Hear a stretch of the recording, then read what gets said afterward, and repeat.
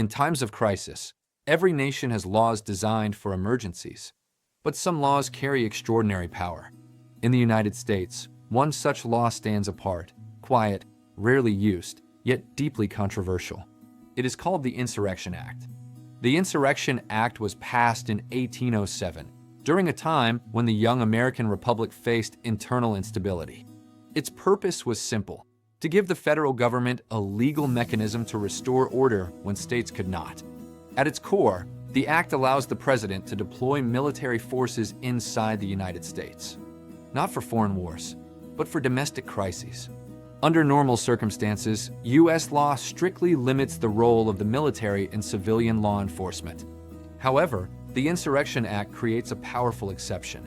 If the president determines that state authorities are unable or unwilling to enforce the law, civil unrest threatens constitutional rights, or rebellion and widespread violence occur, the president may deploy the Army or National Guard to restore order. In some cases, this can happen without the consent of a state's governor.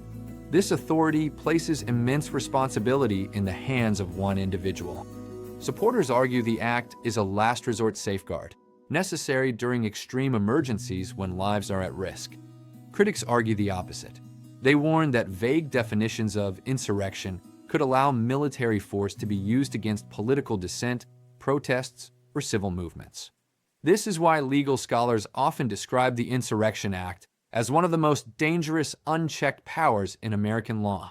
The Insurrection Act resurfaces in public debate during periods of national tension, elections, mass protests, and moments of political polarization. Each time, the same question is asked: where does maintaining order end, and where does military control begin? The Insurrection Act remains legal, it remains available, and it remains controversial. Its existence reminds us that democracy depends not only on laws, but on how and when they are used.